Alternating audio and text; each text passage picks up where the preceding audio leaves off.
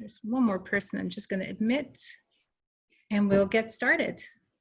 All right, welcome everyone. My name is Islam. I'm Islam Kafi, the Director of Knowledge and Community for the ICF Chapter here in Saudi Arabia. Sometimes you guys get some emails from me. Sometimes we meet during events like this. I'm based in Jeddah. I'm also a PCC. I'm here with Alan. Alan, you want to say hello? Yeah, it's great to see you all. It's good to see faces that I see on the WhatsApp chat all the time. And yeah, I'm with the chapter also and on the board with Islam. So it's great to be with you all. Yeah, Alan's our vice president. He's just also very modest. So today we're here to welcome Lisa Tong. We are so happy to have Lisa.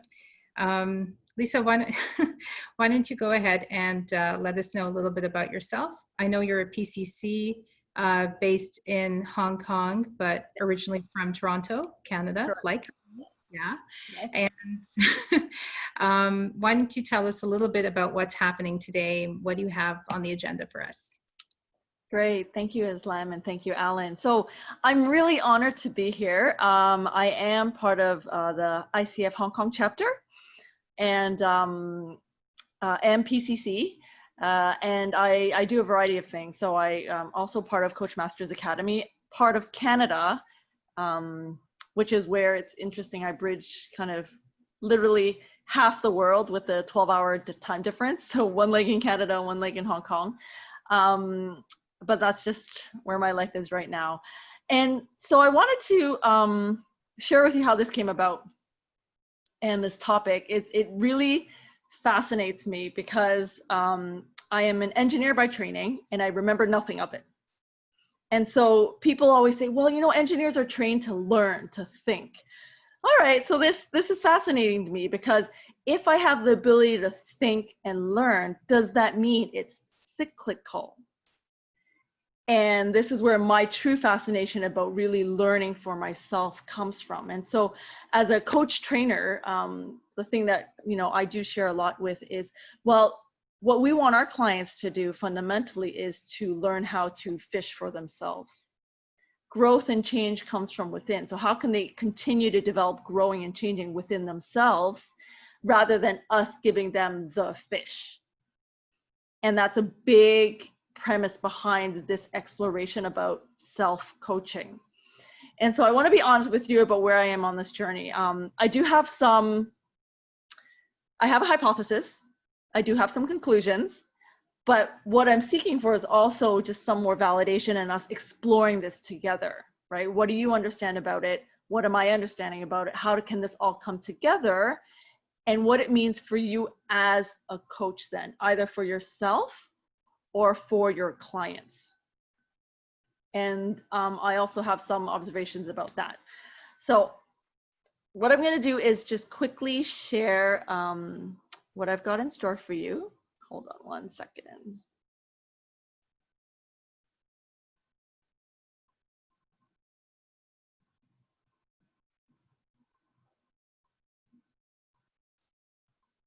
Okay, so today, what we're going to really explore is what happens in a coaching session. We're going to use this as a premise first. So it's going back to a little bit of theory, but not a lot, but just observing what happens in a coaching session and then what it means when we apply it in a self-coaching environment. So what does this mean? What are the inputs? So we know how to bake a cake. What are the ingredients for that cake? And the thing that I love, and this is why I question myself about my learning, is learning loops. And learning loops is where actually it gets deep. There's a second learning loop, a third learning loop. I will explore that and we'll talk about it. But really, what do the learning loops mean for self-coaching? And how can I create learning loops for my clients? And I am, because I also facilitate as part of Coach Masters Academy, our core programs. Every time students ask me a question, I answer with a question. And the whole point is to create that learning loop. And learning loops actually take it to another level. And I'll show you how that's done. It's quite, for me at least, very interesting. And then go into a bit of self-reflection for yourself. And then really, how can I put this in practice for yourself? And then considerations on how you can start formulating this as part of an additional service or product for your clients. Because I think that's a fascinating piece that you can start to say, well, here's how we're going to evolve coaching for you as a client. Let's take this up a notch. Let's take this further. And that's where I really enjoy pushing the application for our clients to develop further. All right. So what I do want to share, I'm really proud of, is actually all the drawings that you see today, and a lot of them that I post are actually from my daughter. So I give her the theme and then she'll draw it for me. And this is really about the ICF premise, is that we believe that people are naturally creative and resourceful. And so you see all the little tools within that person. So how come this can't apply to ourselves, right? It's really taking that lens that we know of our client, that we respect of our client, and say, actually, I myself am creative and resourceful as well. And how do I take this then and do self-coaching? And so this is really what I'm really drawn to, is I know I'm resourceful. I know I can do more. And another story that we were just sharing with Alan is that I'm also a triathlete. And so my most recent race was the full Ironman. You can Google what that is, but it's very tiring. And honestly, 3 years ago, I couldn't even run 5K. But tapping into that, knowing I'm creative and resourceful at one point, it's doable. And so that's just, something that I'm reflecting about myself, and that I never knew it was inside till I was able to access it, the thread, and then pull it out. And that's really what this is around ourselves, is knowing that we have threads inside that we can also push further. And this actually, this one picture really illustrates what I'm getting to about us creating that self circle of improving myself. I want to improve myself, I can improve myself. I've improved, I want to improve myself, I can improve myself. So that cycle of drawing yourself the way you see yourself, the way you want to, as an ability for yourself. And so what we're going to work on today is really first the premise around yourself. So really take the space first. I really acknowledge that and invite you to think about you first. And very often as coaches, we are so giving, so outwardly focused, that it's really nice to take a moment to say, all right, how can I inwardly focus for this, for myself as growth as well? And so just take that permission today and say, all right, I'm going to think about it for myself. And of course, all the tools, I'm happy to share the slides, all the questions and inquiries. I'll pass them to Islam, and you guys can have that as well. Then when you think further as the next step, when you're ready as product or service for your clients, but really take the permission for yourself first today, and what reflections are going on, and really answering the questions or the inquiries that I'm pitching forward. Yeah? All right, I'm gonna just pause here first on direction. We're good. It's this expectation when you saw the title, that's exactly what you're looking for, or it wasn't, and then something you want to explore. Just want to pause for a moment here.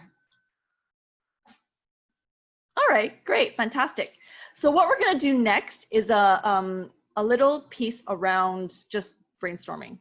And fundamentally, we're going to go into breakouts and just quickly introduce yourselves to each other. You probably know each other, though, I'm not sure.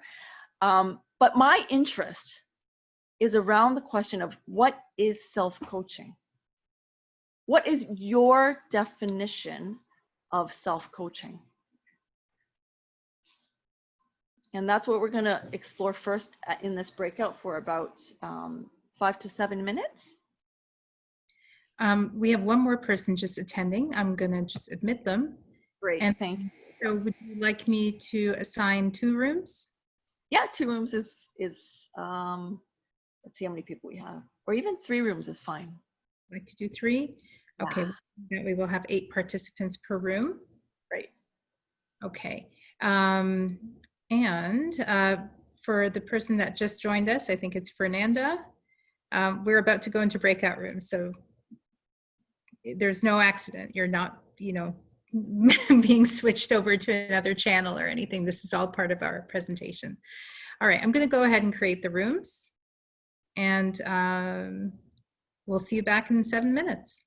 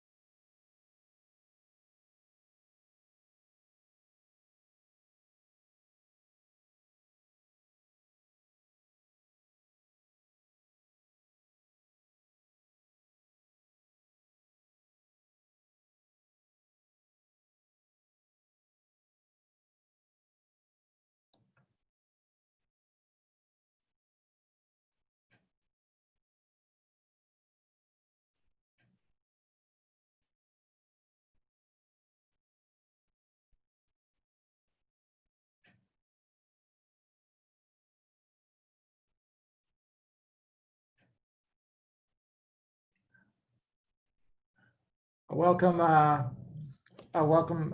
Sauer and Dina. We were just in breakout rooms, and people are coming back now.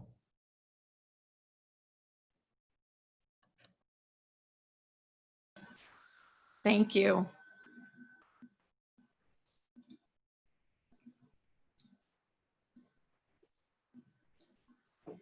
All right, we all here? We have a few new people who've joined us, but welcome. So does anyone want to just quickly share what your definition of self-coaching is? Just throw some keywords out there. You could type it in the chat as well. I'll call it out. What is self-coaching to you? Self-talk. Yeah, great. Creating the space of deep self-awareness. Yes, self-awareness, self-reflection. Asking myself the big why question. Okay, inner voice. Yes. Rebooting yourself. Fantastic. Setting my mind. I've also heard in our breakout was that look at the issues I'm working on. Intuitive. So is that tapping into your intuition then and allowing that to come forth? Being truthful, being aware of internal values and beliefs. Fantastic. All right. Another question now then. What are you noticing about what self-coaching means? From all the observations that were being tabled, let's take a step back and just look at all the answers. Say, what are we observing? What are we noticing about these definitions? Does anything come to mind as you're seeing people come through? Are they the same? Different? What observation can you make about the definitions?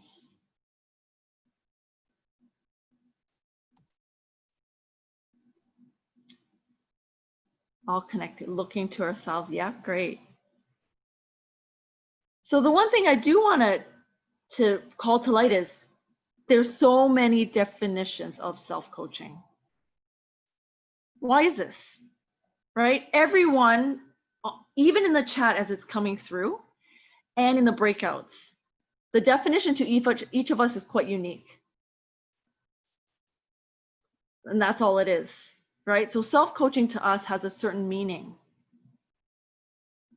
And the whole point is that it is powerful to us in that lens because we feel deeply about it through that lens. And it's the same as our clients too, when they see what does a coaching session mean for them? What is the focus of the conversation for them? Who is it defined by? The focus of a conversation is defined by our clients. And so what I want to set this frame first for is the opportunity of self-coaching and how it's done, what it means is defined by the self.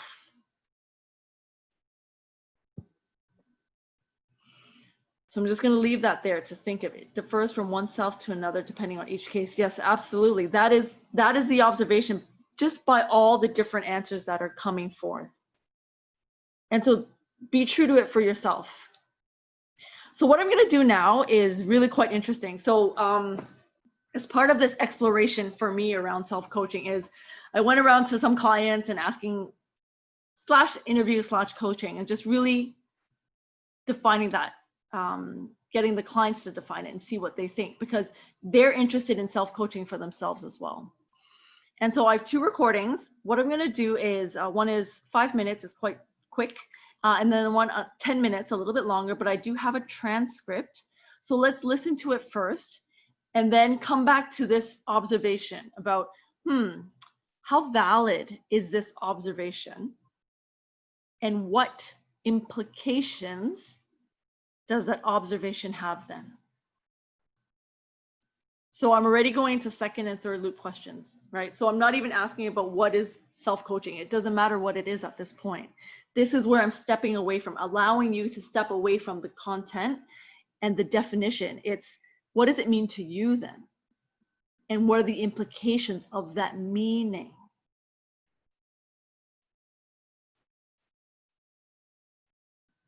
All right, so I'm gonna just pause here. Let's go into the first recording. After the second recording, we'll pause for questions just around how I'm landing with this concept, what it is it coming through, any more clarification needed.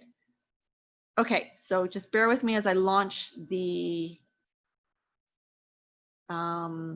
recording first, and then the transcript.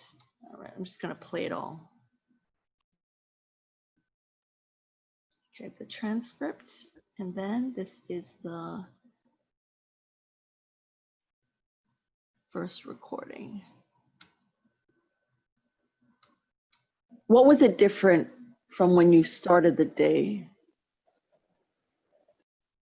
that made you conclude that it could be self-coaching? Actually, that is a valid question, because I was wondering, it is self-coaching, right? The only thing, I still cannot shape what is self-coaching means, like concrete, but then I just has a very strong awareness that I'm moving from this place, like the initial feeling and frustration and blah, blah, blah, right? And I feel the significant feeling at the moment is I move forward, right? That, in a sense that I have a sense of release, meaning in a sense that I'm releasing myself so that I can move forward to the next step, right? So instead of just still stuck in here on that. So it's just that realization when I was able to spit it out at that point, that I was wondering whether I actually lived it. Like, I don't know, it's just that point in time or whatever. But if you ask me, what is self-coaching mean, or how did I self-coach myself, I will have no idea.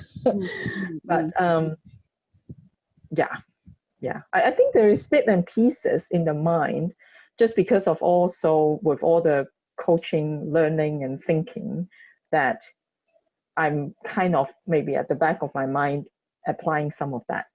I don't know. So that, but the very, very concrete sense is the sense of moving forward and a little bit release instead of got stuck. Yeah. Right. So for you, the key measurement around what self-coaching means to you is just this positive and possible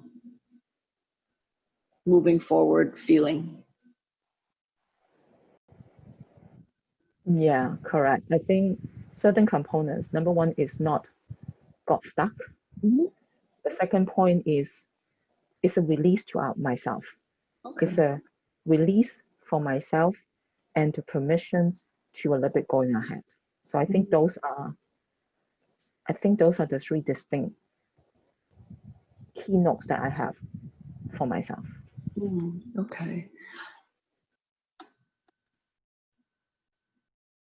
All right, and then we're going to go into the second one. It's a little bit longer, but there is a theme, and it's around same, the definition, and then we'll come back to table together what we're observing. First, what does that coach allow you to? So self-coaching is a funny concept to me, because to me, I have done coaching with professional, like in a professional capacity at work with a career coach. And coaches, my experience, my limited experience with them has been that they ask questions. So they kind of probe into your life and they make you examine parts of your life. And the interesting thing about the questions is that they will ask questions that you wouldn't think to ask yourself, right? Like to question your conclusions, right? Like, this is important to me. Okay, why is that important to you? Are you excited about, do you want to get promoted because of, you want the title, or because you find the work interesting? So they kind of probe and they give you that outside perspective. So that's what I find coaching does for people, because you can, if you just sit by yourself all day, you become very singular minded, you know? So I feel like coaching itself is great in terms of giving you asking those questions that you wouldn't know to ask yourself. So to me, when I think of self-coaching, it's having a list of questions or tools that I can then ask myself. I don't know if that's the case, but you're nodding, so I assume I'm close. Well, no, it's recognizing that there's a different way to go about the current process for yourself. That's what I'm hearing. Yeah. Right? And so that's the first thing, is that you recognize the coach offers a different approach.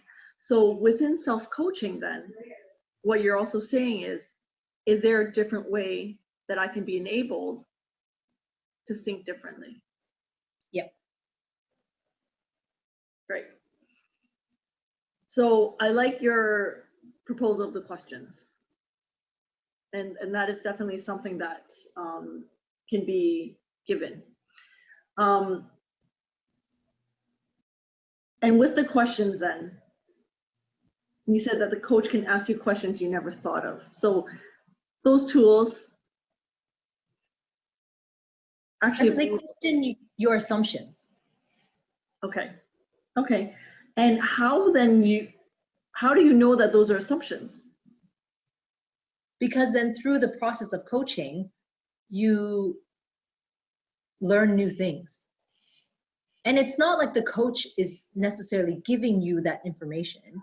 It's information I already had, but I never bothered to examine it closely. And so I guess to me, because I didn't question it, I assumed it was the right thing. Fantastic. So then after coaching, when someone actually asks you, well, why do you think that? And you have to examine that piece, then you realize, oh, I guess I've always assumed that that was the thing to do. But by someone asking that question, it makes you actually reflect on, wait a minute, is that really the right thing to do? Is that the right thing for me to do? You know, like stuff like that. Okay. So within yourself, what is possible for you to see yourself in what you're saying to yourself?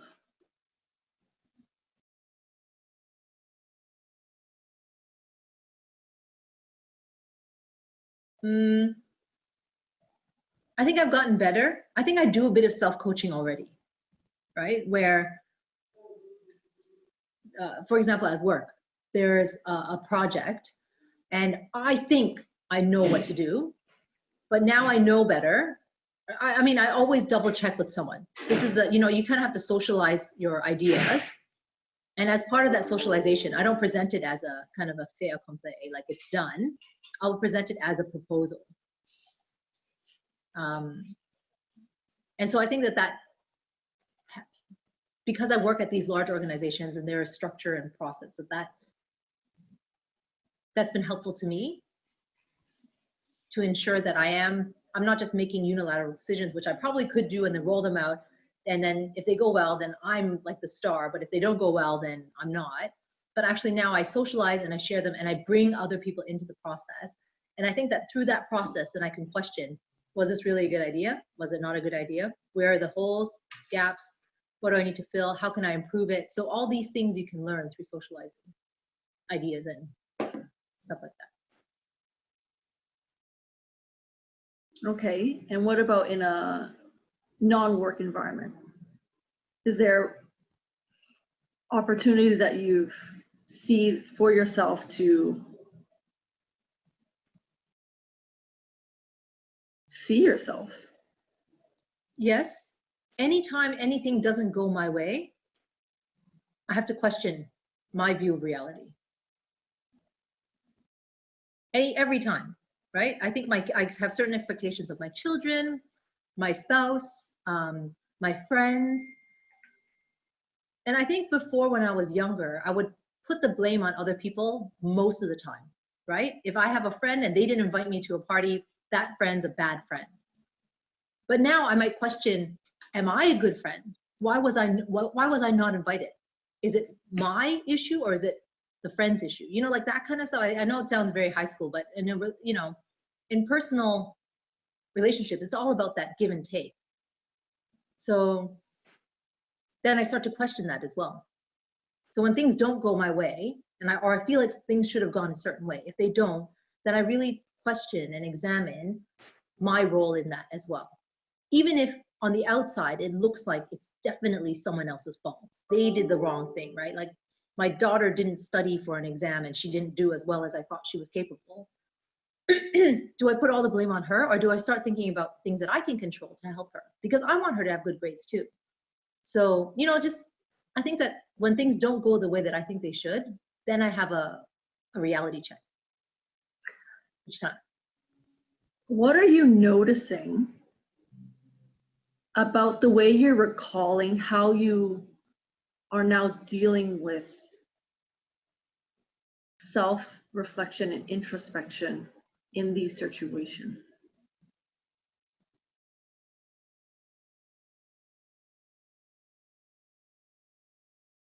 I think I'm getting better at doing them as I get older. I think it also comes from confidence. So I think I didn't have much confidence when I was younger, but as I've grown up and gained more confidence through achievements like everything, work career-wise, the kids are, you know, great. I'm in a loving relationship, things like that. And I'm more certain of who I am as a person, my values.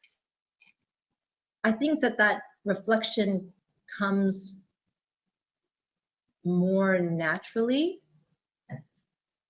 because I can actually question myself and not kind of avoid that. And the other thing is I think I have more structure because my values are more set as well. So that gives me a structure, a framework to question the things that don't go well in my life, or that don't go as I would have expected. So I feel like I get better over time. I feel I have personally.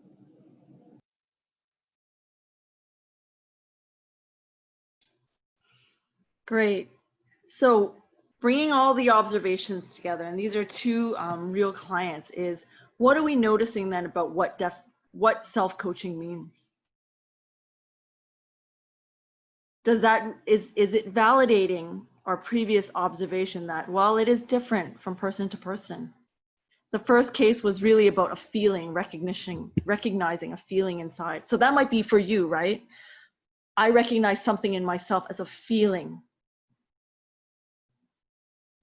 And then the second client is definitely more logical, knowing that I've asked myself difficult questions so that it's a thinking space. So whatever that definition for you, just take some time, reflect it, maybe tomorrow, whatever, about how will I know that I am self-coaching? What is an indicator that it's for me? Just like in our coaching conversations, we ask, all right, how do you know this conversation will serve you? How do we know that you've met this focus? It's the same thing. How do you, as someone who's interested in developing self-coaching for yourself, know it's the right thing for you? And it is different for everyone. And later on in the sessions, there'll be some catalysts to help you pulse. Am I there? Am I ready? And we'll explore that a little further on. But I just want to sit here and share an observation that you are also noticing that the definitions are different for each of us. They're personal. And only we know what it is.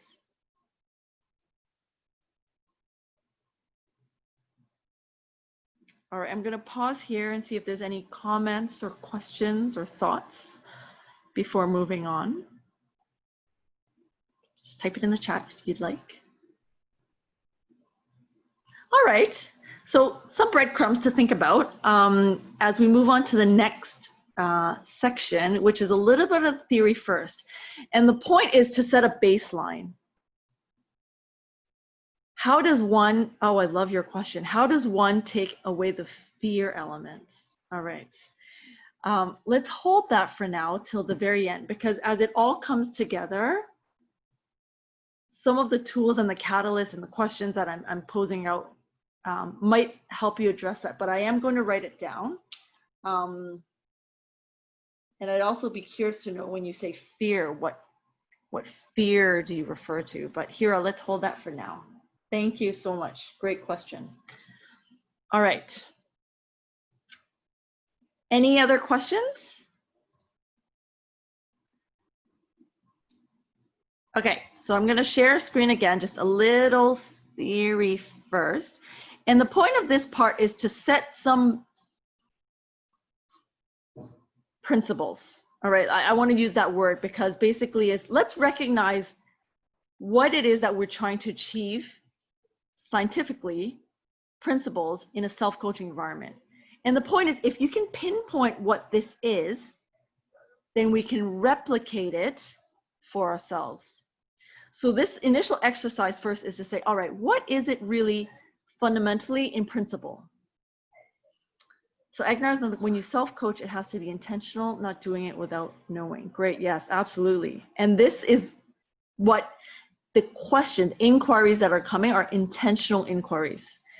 So we'll talk about that towards the end as well, absolutely. So let's talk about knowing what we know about the process. And then how can we replicate the same principles for ourselves purposefully? Okay, so just a little bit theory first. All right. So this is my daughter's drawing. I'm so proud of it. So basically, how we see coaching and what we know of coaching is that my metaphor is that the client's always in the bottle. They're in this glass bottle, and as they're speaking, they're populating the label, but they can't see the label because the label's on the outside. And us as coaches are standing on the outside of this bottle, which is their story, with a mirror. And whatever we see being populated on the label, that's what we observe as part of the coaching process. And what we do then is extract the parts that are meaningful for the client. So they could be in observations, desires, beliefs, whatever it is, those little pieces. So I just want to pause here first, just by looking at this metaphor about what coaching is. What are some of the principles that are at play here that makes coaching, this process, work?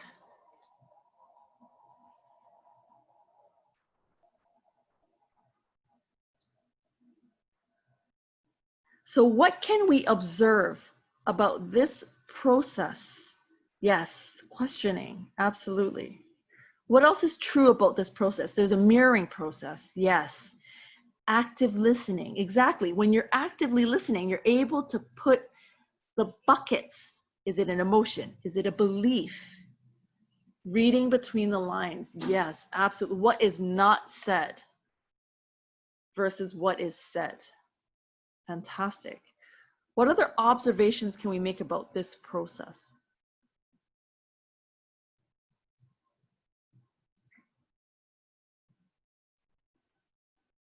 Body language, yeah, absolutely. We're observing the emotions as well. What's happening with how we're noticing how the client's behaving, tapping on the points. Yes, being very succinct. All right, so this is just my definition, and a lot of it is adapted from the CMA framework.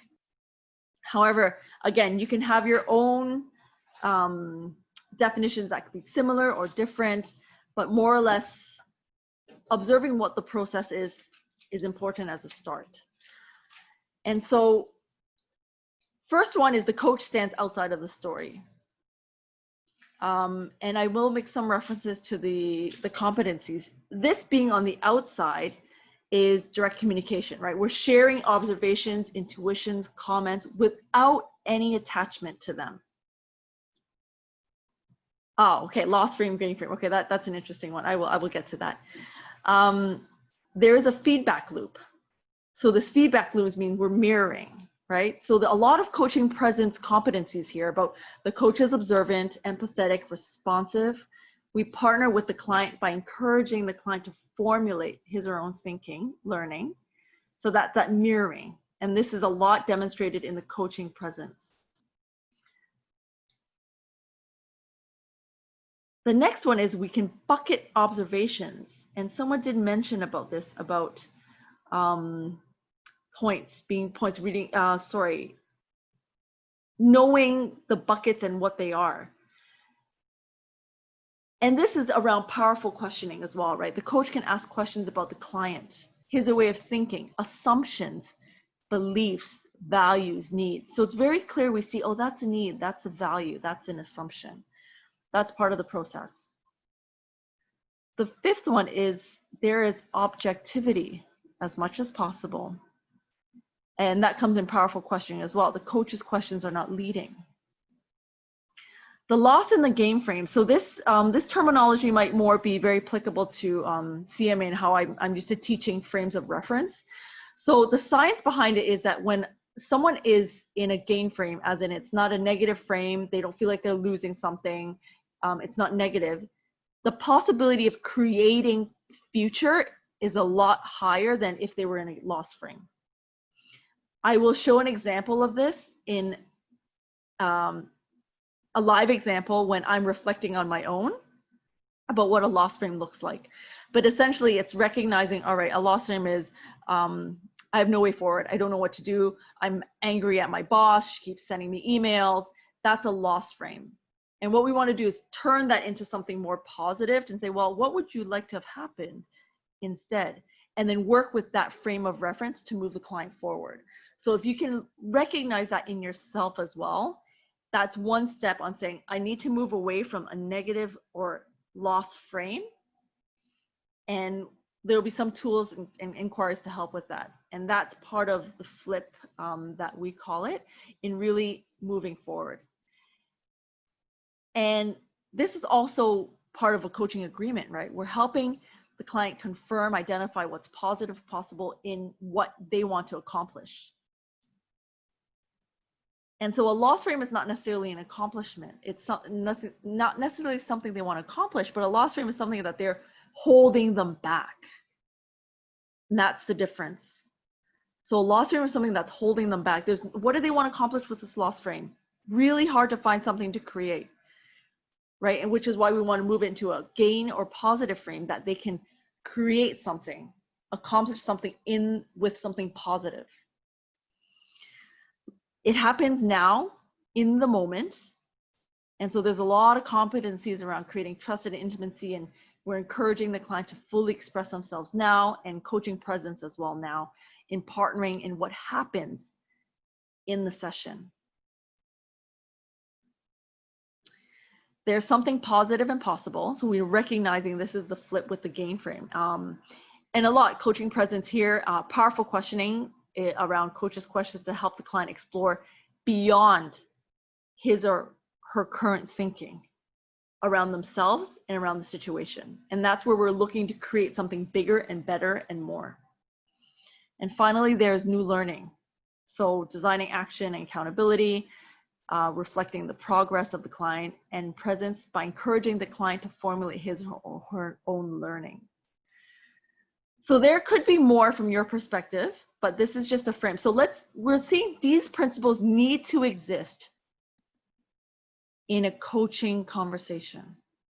So that's what we're saying, is this needs to be true for coaching to happen. So in the same sense, what we're looking for is, in order to make self-coaching realized, we need to make some of these things happen, right? How do we then facilitate these things to become real, true, and valid in a self-coaching situation for us to enable ourselves to coach ourselves? And that's why I set this premise. Let's look at what are the ingredients that make this work. So just recognizing that. And it could be these, it could be something else that you've got in mind from your own coaching experience. I allow you to explore that on your own, but just understanding some of the principles that work for you as a coach for your clients that they need to apply to yourselves as well. All right. So I'm just going to pause here.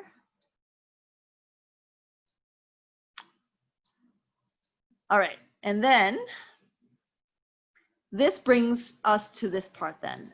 So just a little bit about sharing about what I'm observing about what self-coaching is. Actually, self-coaching, you guys do talk about self-awareness. Great. That's one piece of it. But in a coaching conversation, is self-awareness enough? Is awareness in our clients enough for a coaching conversation? Just relate it back to ourselves, right? Is there more? Well, we also recognize that we need to find what's positive and possible. Yes, clarity is something else, right? So on top of self-awareness, we need to be able to find clarity for ourselves. Awareness to the outside. Yeah, so the same principles that you guys are recognizing beyond just ourselves, what else is orbiting us? And finally, we need to feel energized and committed to move forward ourselves. And that's where part of it is, can we create then this flow? And simply, Michael's saying what we want instead of the current state. Absolutely. So the positive and possible. So that's what we need to look for in our own minds, in ourselves. And choice, and recognize we have choice. Absolutely. So all these, everything that we've tabled here is, we recognize these need to exist in ourselves. So now the question is, how do we find it in ourselves, right? We know the theory, we're great at applying it to other people. But what is the blockage? What is it that we're not allowing ourselves more of, more to do, more to feel, in applying it to ourselves holistically in a way that we're totally accountable and committed to it? So that's why the thing about, and this example is great about people setting New Year's resolutions. It's the same thing, that self-awareness there. We have what's positive and possible.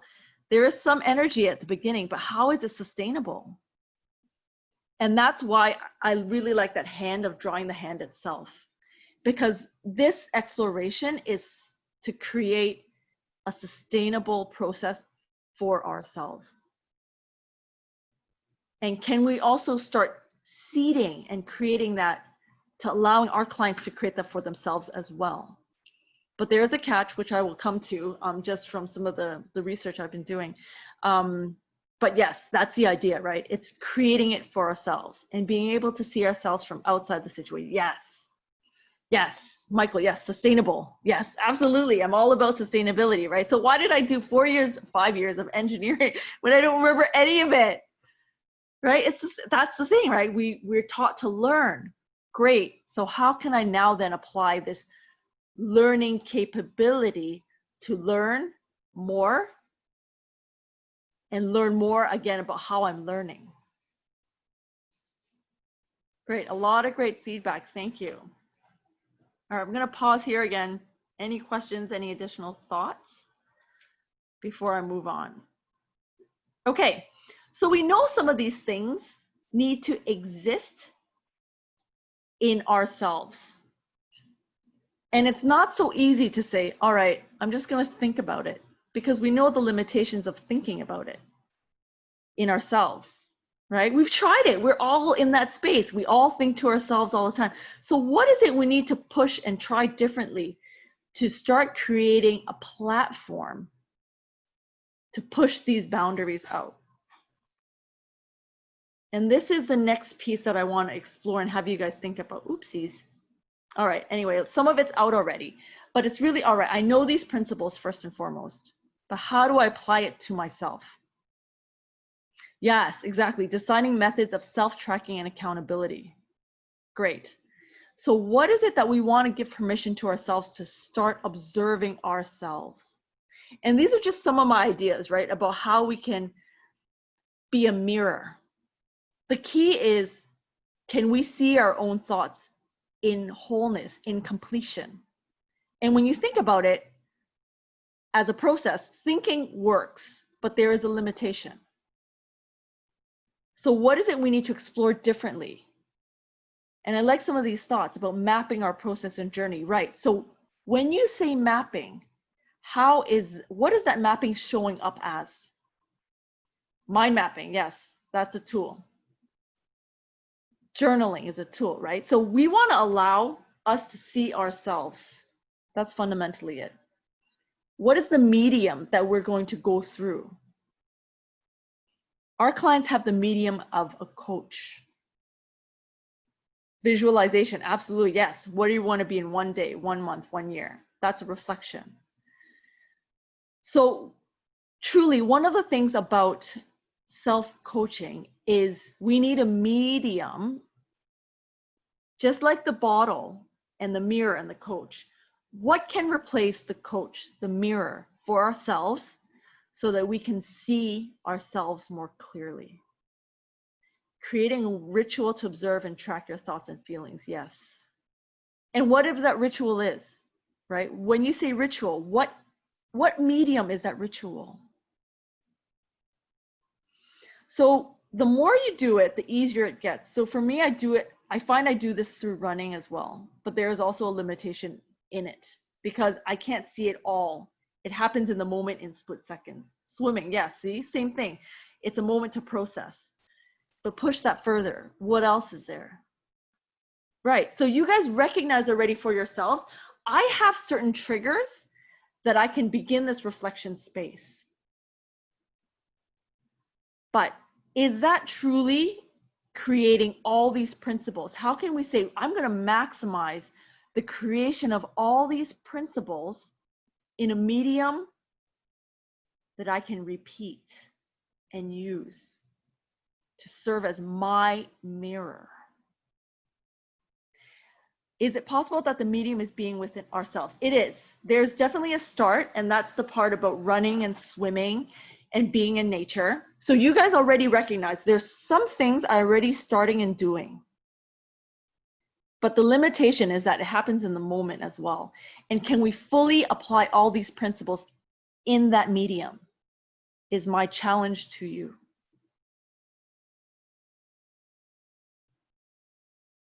And because we're working with the self, we need to say, all right, what else is available to me to serve myself? And the thinking space works, great. It does work for certain people up to a certain extent, but I'm saying there is a limitation on that. What do we need to do differently to push this boundary more? And so I do invite you to try these other things, but it has to be swim longer. Okay, yes, run longer, that could work. But again, right, you could be going in circles as well. But I offer, try something else as well that you've not thought of that could bring you to a different space. And it's not as simple as putting it down, right? Actually, coaching from my personal experience is actually an analysis that needs to happen around the observations, the buckets, the frame. Yeah, getting out of your comfort zone, absolutely. So it's giving yourself permission to do something different so that you can see a mirror, a different mirror for yourself. So whatever works here, I think you guys have a lot of great ideas that works for you. When I say space, I'm referring to high level of consciousness.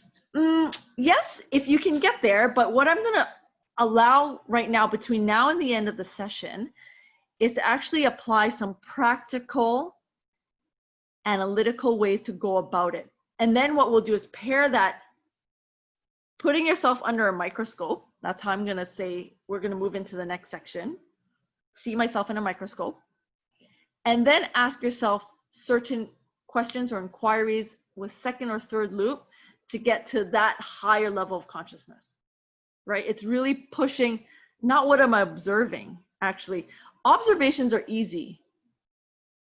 It's what's behind those observations that I want to challenge you guys to see and think about. Explore emotions, usually hard. Yeah, okay. Yeah, great. It's absolutely journaling. So let's look at how we can now dissect ourselves objectively, right? So really looking at dissection of myself, my thoughts in an objective way, almost really like a science experiment. And that's where we start taking the frame around, oh, I'm the experiment. I'm looking at myself as the specimen. And I'm going to do this in a very live way about my own reflection, just so that you can see how it's done and how you can apply it to any of the mediums that you're trying to explore for yourself. And it's funny, when I learned to do it this way, it was so much more powerful when I asked myself certain inquiries, but we'll get to it. I think this brings 3 questions. Who am I? What do I want? And how can I get what I want? Yes, those are good questions for yourself, Ahmad. And I'm going to offer you more, right? So behind it is like, what's behind these questions? Why is it that you want more? Why is it you want to explore more? That's the second loop. And let me get to that. All right, you guys are great. I love all this brain juice that's coming forward. It's amazing because this is you in your reflection space, thinking about, what does this mean for me? It's active reflection around yourself. What is this emotion trying to teach me? Yes, absolutely. That's the double loop. Great. All right. So let me go into what I mean about first and second and double loops and third loops again. Just really quickly to set some of the context about, you'll notice I ask some of these questions in the coaching conversations that I have, and I actually use them a lot in my clients, and you can consider using them for yourself. So it's a little bit theoretical here, but the first loop is very basic, is you're inquiring about the learning. So what have I learned so far? What am I learning? That's a first loop. And that's like, okay, what was my degree useful for? Right? What did I learn out? So basically my answer to the, I've learned nothing that I can remember fundamentally, maybe heat transfer a little bit, but that's it. So 1 + 1 = 2. Or I'm learning I need to say no more often. Or I know how to recognize a loss frame. I know I see myself in a negative frame. I see myself with negative thoughts. Or I see I'm a control freak. So that is something that's a first loop, something I'm learning. A second loop goes on to inquire about the application of that learning. So you harness the learning first for yourself, and then you ask yourself a second loop question about that learning. That could be a question about, what will I do with this learning now? Or how will this learning change the way I work, think, be, feel?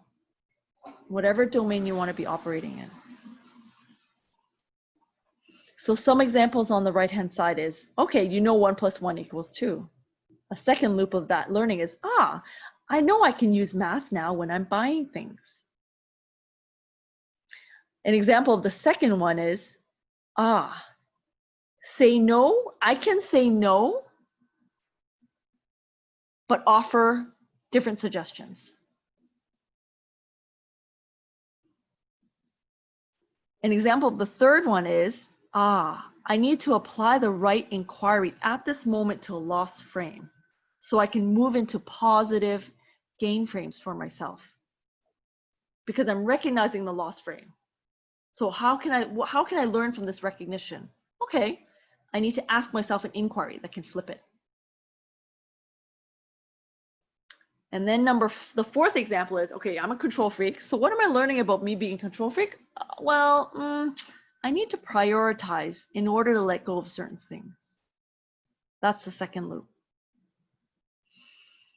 The third loop is where you're building on top of the first and the second. And that's really inquiring about how you are learning as a process. So what am I noticing about how I'm learning this? Or what am I noticing about how I'm seeing this differently now from when I saw it at the beginning? Or how has this changed the way I see myself now? So, I mean, for Michael, when you're doing a swim, ask yourself that at the very end of your swim. What am I noticing about my thinking that's changed when I started the swim to now?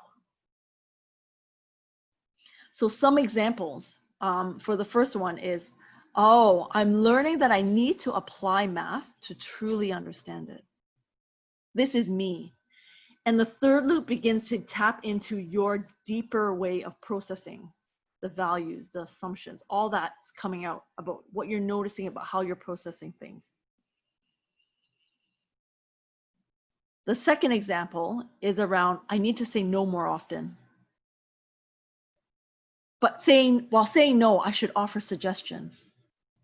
I'm learning that this is how I'm managing my guilt of saying no by offering a compromise I can accept. So this is a lot more about me, how I'm processing, how I'm learning, how I'm reacting to my situations, how I'm interfacing with the world outside.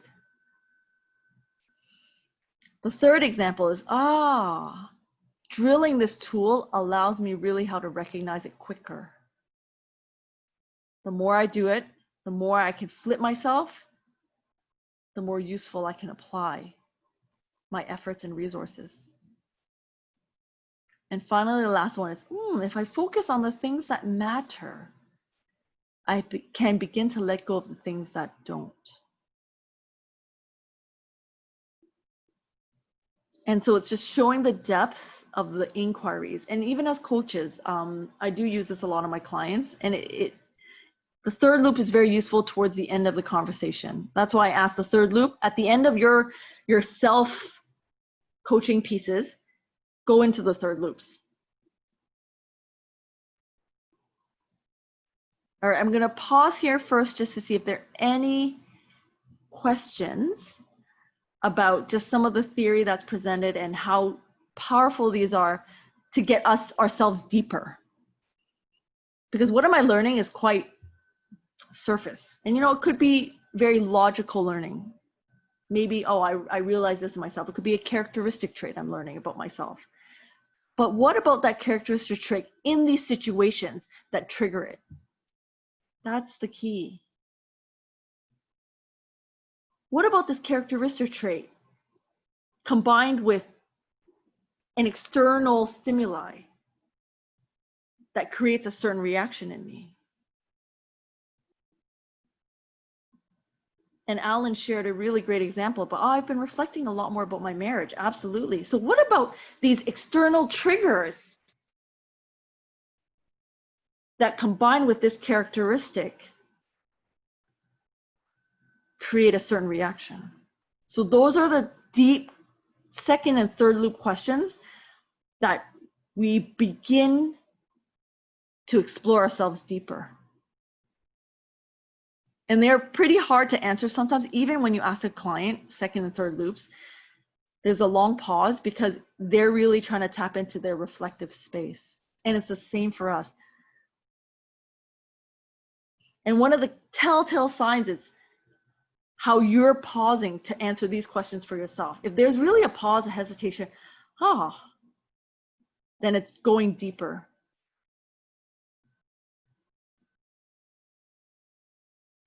Any questions or thoughts right now around this? Clear? I'll share the deck. Islam can share it with you. Take whatever you want, modify as you feel best. Make a list for yourself, even as you're starting this process, just to look, okay, what question can I ask myself, right? Because that's a habit. Okay, so what I'm gonna do, it's quite neat. And what I thought would be interesting was to share with you how I do reflecting, right? And so I wrote a little blurb to myself. And so one of the things that I do is I do write in the moment, and then I go back to dissect it. And this is what I mean about allowing yourself a medium to scientifically, objectively dissect yourself analytically. Because and I use the word objective, analytical, dissection, because it is a process that you can just feel a little removed, first of all, about what's been happening. So in the moment, whatever comes to mind, draw, paint, write words, write sticky notes, whatever, capture that because it's interesting.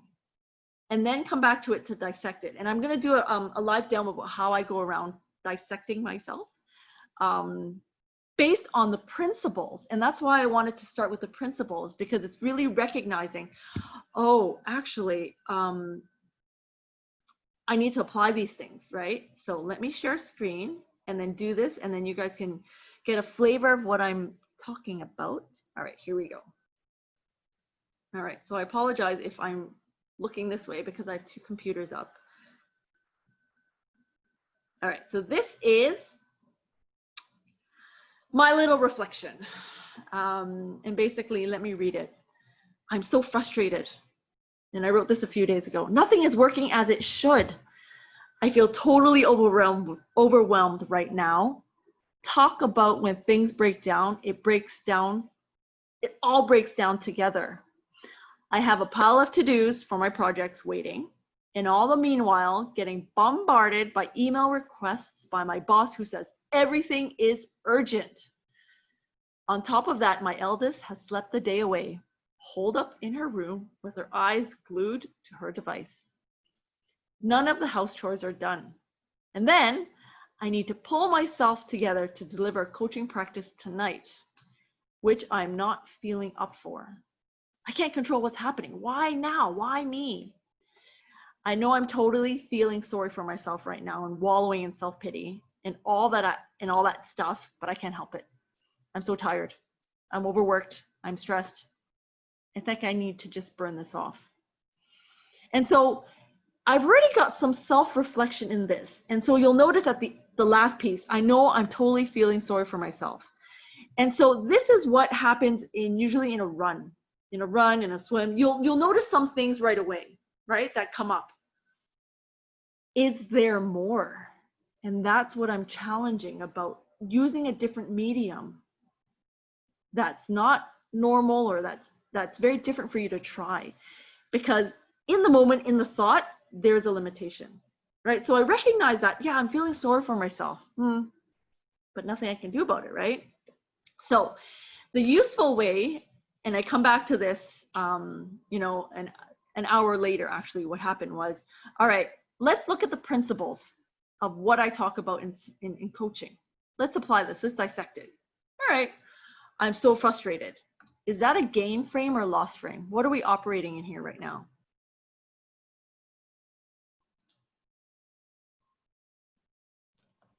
Okay, I'll get here. Yeah, loss frame. Absolutely, right away, right? So I know. I'm operating in a loss frame. Great. Let's highlight that. And actually, most of it is in a loss frame. So it's quite. What is the way forward that I'm looking for, right? So as part of coaching, we're looking for what does the client want to accomplish. It's not obvious here. Great. So let's hold that question for myself. Burn this off. Yeah, that's a good one. Yep. Burn it off is actually maybe in the moment. So great. What client wants to accomplish in the moment, right? So do you see how I'm just doing this right live about dissecting it, and we're doing this together? No, I mean, you can do your own color coding if you'd like, but for me, I'm just marking it up. So right now I want to burn it off, but towards what? Oh, I want control. Ooh, okay. That's an observation. Yep, we'll get to that. What else are we noticing about this? Are there any emotions? Anything you want to bucket right now?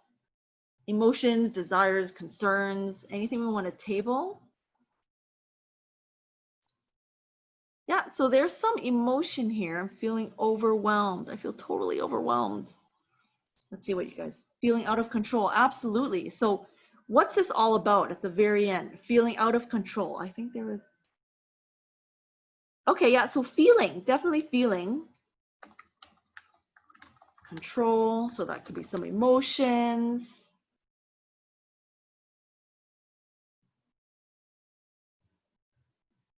All together. What else are you putting in small parts? Anger. Improve yourself. lost, overwhelmed, and previous. I'm just looking at the comments. There's some things that you can control and you can't control. Maybe accept that. Okay, so I'm going to hold off on some of the solutioning at this point. What we're doing right now first is just observing, right? As a coach, what we do is observe. So let's just pause to observe first all that's on the table about myself. So rather than, and I know we want to get to solutioning because it's for myself and it's that mindset of getting things done. But let's take it in steps, right? Let's dissect this as myself to say, here's the mirror, fully dissected. What am I? What do I see about myself? Anger. Yeah, there's a bit of anger there.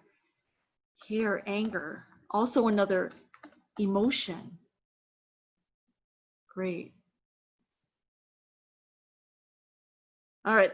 This piece is quite interesting. Frustrated. Yeah, the frustration's there as well. I have a lot to do, blah, blah, blah. On top. Okay. Actually, this is all context. This is the situation, right? This is just me and my situation right now. And very often as coaches as well, we say, let's step away from the situation, right? This is my bottle. So, ooh, tiny, right? We don't have to care so much about the situation, or even the house chores are not done. That's fine. Context, right? Let's shrink all that. Oh, more context. That's my situation. So this is what I'm trying to minimize now, and just the situation around me, because the situation will change all the time. Pessimism, when it rains, it pours. Yeah, great. Chaos all around. Great. Frustrated. Yeah. So you guys definitely recognize the loss frame. And that's a great thing to recognize first when you see yourself and, it's all a loss frame. There's a need. Do you see this? I need to pull myself together. So there's this value that's sitting here. Need. Could it be a value? I don't know, right? But there's something here that's driving me. And that's a curious thing to examine. And so what we're starting to do is bucket. What else do we see as buckets? So I'm going to say this is the story. The story. Or and basically, fundamentally as coaches, I'm not interested in the story, actually. Not so much around the situation. What does pull yourself together look like? Okay, yeah, great. Those are great questions to hold to the very end when we come back and start reflecting on all that we've observed about myself. Value, need, feeling out of control, emotions. Okay, so if that's all we can see, that's fine, right? And this is where then we start to say, all right, I see myself here. It's a loss frame. Well, as a coach, if I see a client in a loss frame, what do? I ask myself, what would I like to have happen? Okay, so I start asking myself, okay, what would you like to have happened in this? And then I start reflecting, oh, yeah, well, I'd wish this and that and that. All right, then so start dissecting and asking inquiries around the parts that you see on the table. And that's where we're creating objectivity away from ourselves. So the emotions, unless you want to acknowledge it, fine. But that we should also take away. Because the emotions are also negative. It's creating that. So what I want to do is just dim down. I can't control what's happening. Why me? Well, this is just me feeling sorry for myself. All right, let's dim that out. All right, I know I'm totally feeling sorry for myself. Oh, here's more wallowing in self-pity. I can't help it. All right. Let's dim that out too. Okay, yeah, I'm tired and over. Oh, okay, cool. Here, more dimming, right? So what we're trying to do now is just what we do in a coaching conversation. We're playing the important things that matter. What do I want? Exactly. How do I want to move forward? And by allowing us to see ourselves like this, then we're saying, oh, there's this need. I see this need and value. I need to pull myself together to deliver coaching practice tonight. All right, let's ask inquiries around that. What makes it important that I need to pull myself together? What am I valuing that's driving this need? Right, so it's now allowing myself to look at my rant and myself in a more objective way by focusing on the pieces that matter. And so this is just what it's just a demo of what I do normally, and I do it, I type a lot because like I really like typing, and I type quick, faster than I write. And so I will do this. I will type right away when I'm ranting or whatever. I'll just type something out and then I'll come back to it and dissect it. And by dissecting it, then I'm stepping away from the emotion, all the little grayed out parts that are actually feeding the negativity and actually are not supporting me moving forward, and start highlighting, all right, lost frames. There's a need. This is my story, fine. But fundamentally, it's burn it off. Yeah, burn it off. So what do I need to burn it off somehow right now? That's temporary, but that leads to something else, which is this need and value about me needing to pull myself together.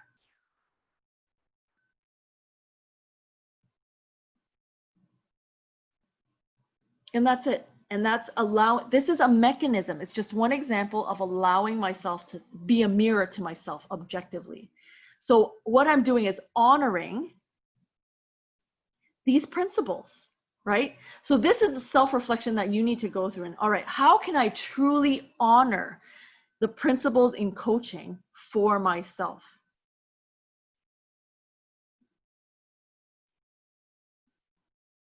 And that's where it's really a personal journey. It's a personal process. But we need to be clear that these things need to hold true for an effective self-coaching conversation.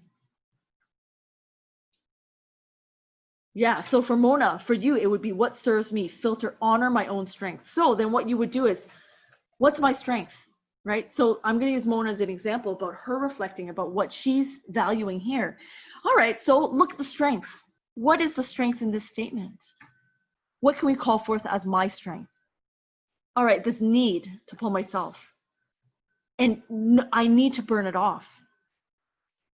So that could be my strength, is that, all right, the schoolwork, burn it off first, and then focus on this. You know that you need to deliver something tonight. Value that strength, right? And taking Mona's lens and applying it on herself. So Mona, that's what would need to happen for you, is that, this is how I want to self-coach, and this is what self-coaching means to me. Here's how I'm going to apply it this way in the medium I have chosen. So what I'm saying is there's no way, I'm not giving any formula. What I'm giving is a process and principles about how you reflect and develop this self-coaching for yourself in the definition that works for you. But we need to have a medium. That is the key thing. There's some things that need to hold true to this, is that we need a medium in order to see ourselves objectively, analytically, in buckets, minimizing the things that don't matter. And that could be in painting, drawings as well, as long as you're able to articulate it some way so that you can see it. So I'm going to pause here for a moment.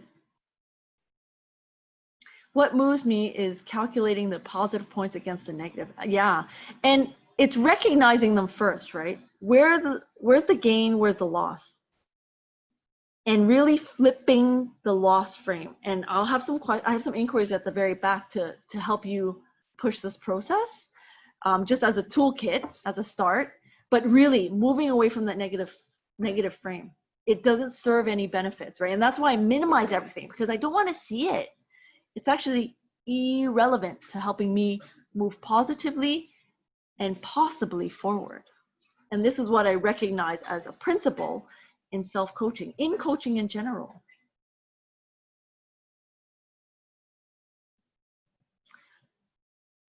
Okay, so I'm going to pause. We're almost coming up to time as well. So let's go a little bit quicker. Okay, don't worry about this. We'll stop this for now. So let's stop on this. This is where I talk about some of the tools. So the first thing is, the first question that you need to ask is this the only way I can think?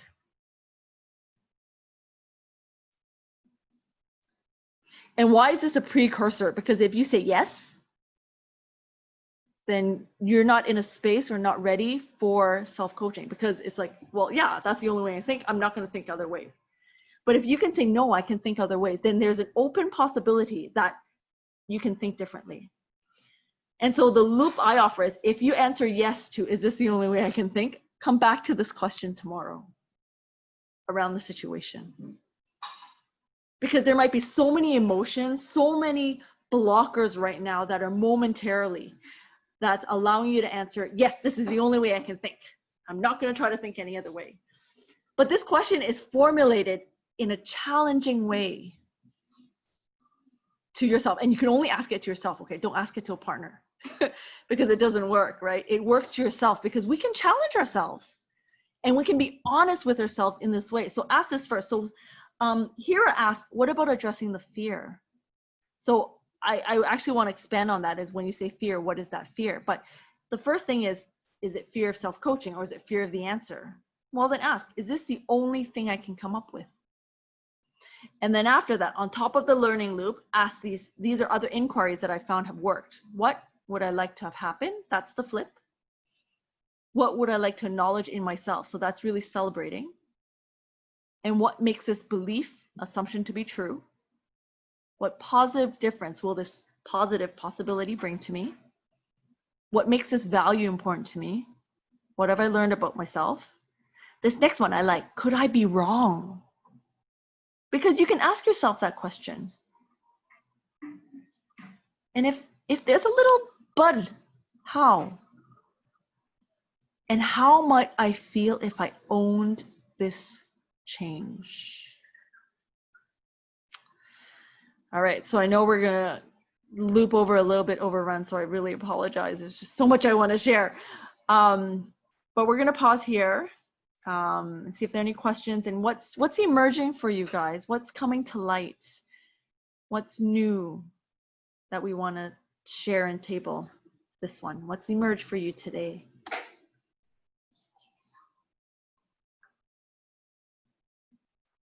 To expand more and more. Yeah. So I'm just offering a process to really, for you to create a process that works for you with the principles, mediums, inquiries. Yeah, the medium's a big one. And yes, it's not easy, but try. I welcome, the tool is there.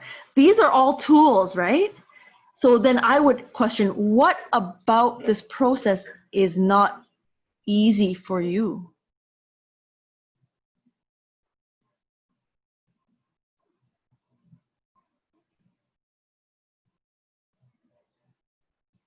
Yeah, absolutely. What is this really all about? That's a question to ask yourself. Don't get stuck in your stroke. Yeah, exactly. Which is why I asked a challenge. Try swimming, I don't know, with a flutterboard more often, or try swimming with a pull buoy. Vary it up.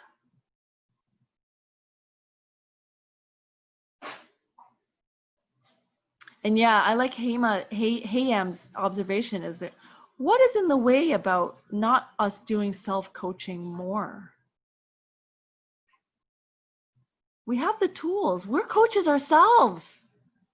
We know the principles, right? What's in the way? What needs to shift in ourselves to enable this, for it to serve us in our own self-growth?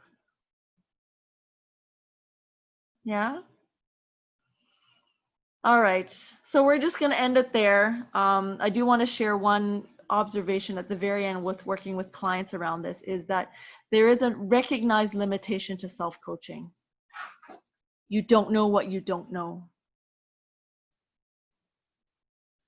And that's why at the very end, even as coaches, getting a coach is meaningful.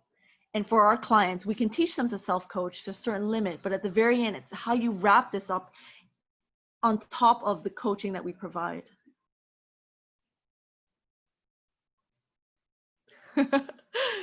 50 years, Ellen. Great. You still have an opportunity to flip that. All right, so we're going to end here, and I apologize for overrunning.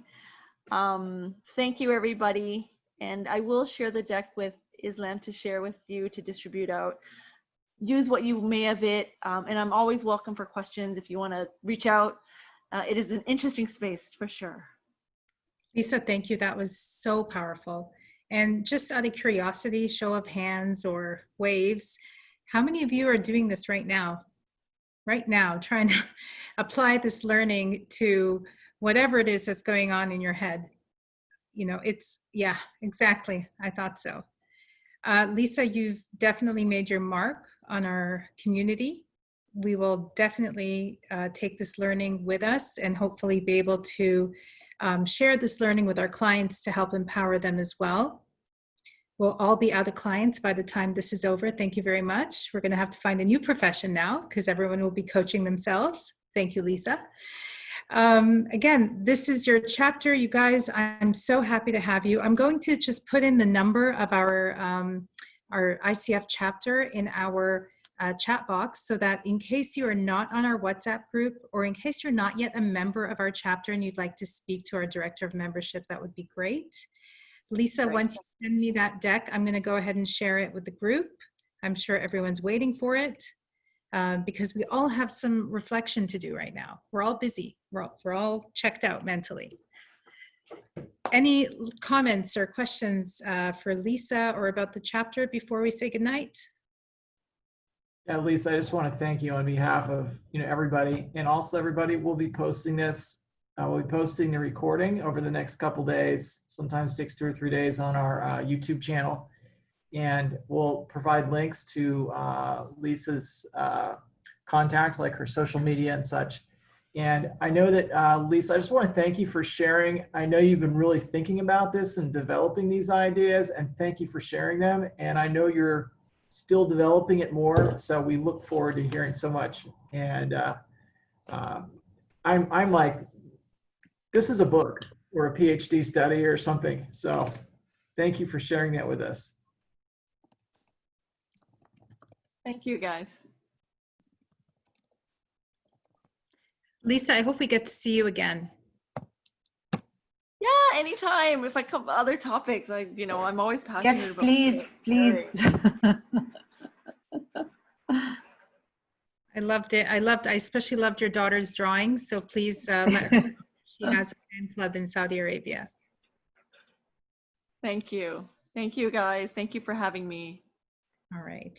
All right. I'll stick around for Bye-bye. in case anybody has any chapter questions. So if you have any questions, I'll be on for another 10 minutes. Okay. Bye, Lisa. Thank you so much. Great. Thank you.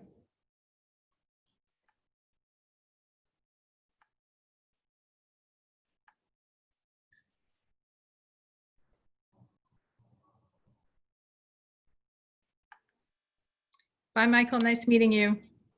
Yeah, good to see you. Assalamu. Be well. Ashufrak bukra, bukra, bukra. Many days. I don't know a month. I don't Good know. Arabic. Yeah, I've been practicing, but I don't know how to say look a month from now. Be well, my friend. Yeah. Assalamu. Bye. Okay. It was so nice to see you all. Thank you. So nice to see you too, Naila. Thank you for joining us today. Bye. Bye. Any questions about the chapter, about membership, events, information? Hi, Islam. Yeah. Hi. Hi. I just chatting with you in the chat box. Hi. Yeah, I'm here for you. Because I'm here because of your message. Yeah, because everyone was just leaving the room and say hi and bye. So I waited till we can connect freely. So how can I join that chapter? Okay, you can go ahead and contact the number that I plugged into the chat box. Okay. Also, on your ICF membership through the actual website, you can change your chapter so that it is the Saudi Arabia chapter.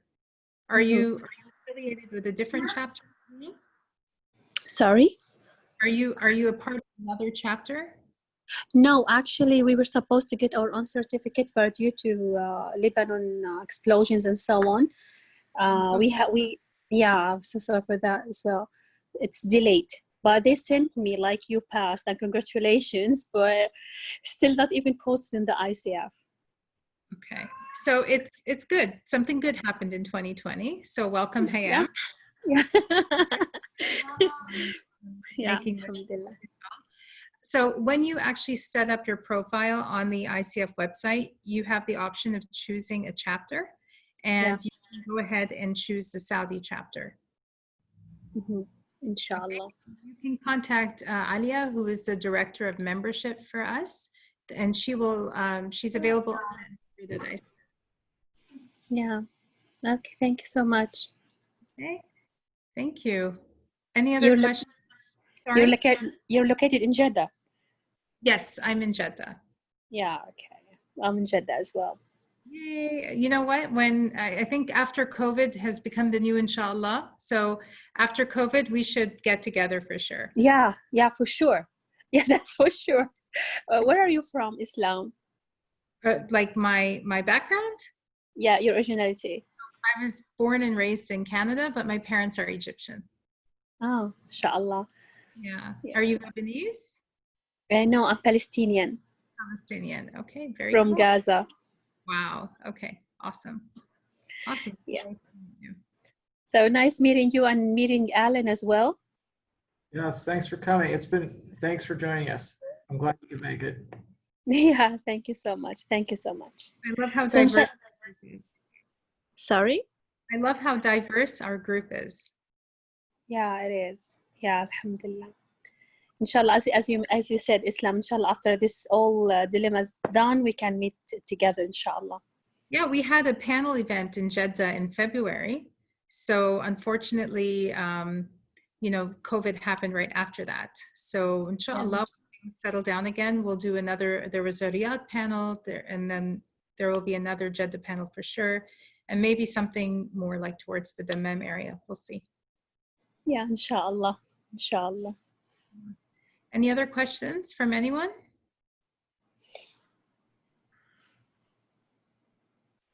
We good? Okay, thank you. See you soon, inshallah. Yeah, the phone is in the chat, so. Bye. I'm going to add your phone number to our WhatsApp group if you'd like. Yeah, sure. I would love to. I will do that. I'll send it now on the group. You wrote it down? I did write it down. Of course I did. MashaAllah. Okay, I would love to. I'll be honored to be part of your group. Wonderful. Well, thank you very much, everyone, for joining us. You're most welcome. I really had a great time. Thank you so much. There's more to come, inshallah. Inshallah. Thank you so much. See you. Bye. Bye. Bye. Bye.